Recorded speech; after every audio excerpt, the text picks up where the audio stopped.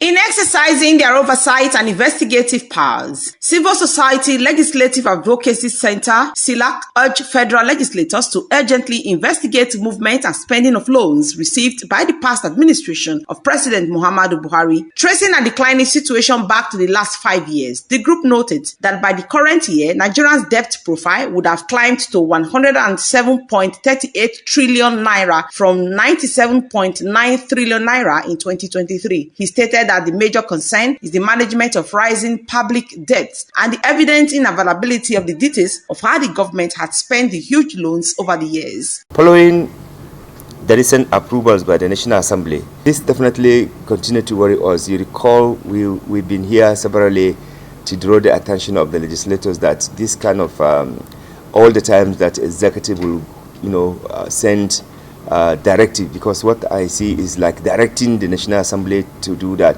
not even asking them for their approval, because if it is asking them to critique or to look at it in the international interest, the National Assembly members will have known the repercussion, the consequences of continuously borrowing without even respect or without compliance with the fiscal responsibility law that clearly states what loans should be collected for. We cannot be borrowing money just for people to be doing party. We cannot be borrowing money for people to be traveling, without any commensurable, benefit to the nation.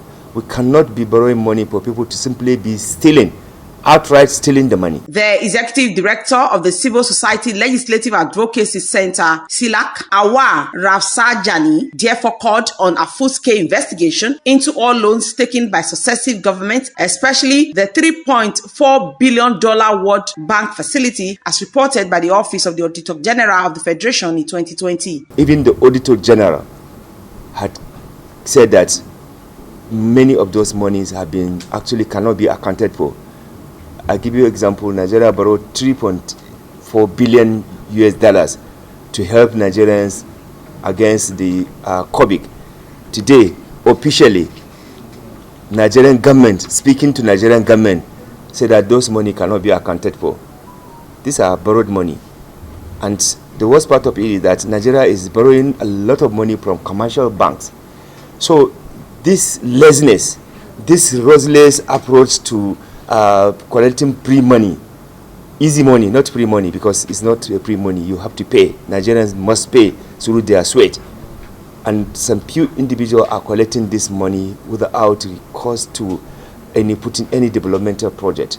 So if government is telling you that the money government collected is not accounted for, is stolen, so you can see that there's a problem. The trajectory of revenue from the federal government shows a continuous decline in the past 5 years, with a 45% revenue shortfall in 2018, a 45% shortfall in 2019, 31% in 2020, and 45%, 41%, and 50% in 2021, 2022, and 2023, respectively. Best Orator reporting for BTV News.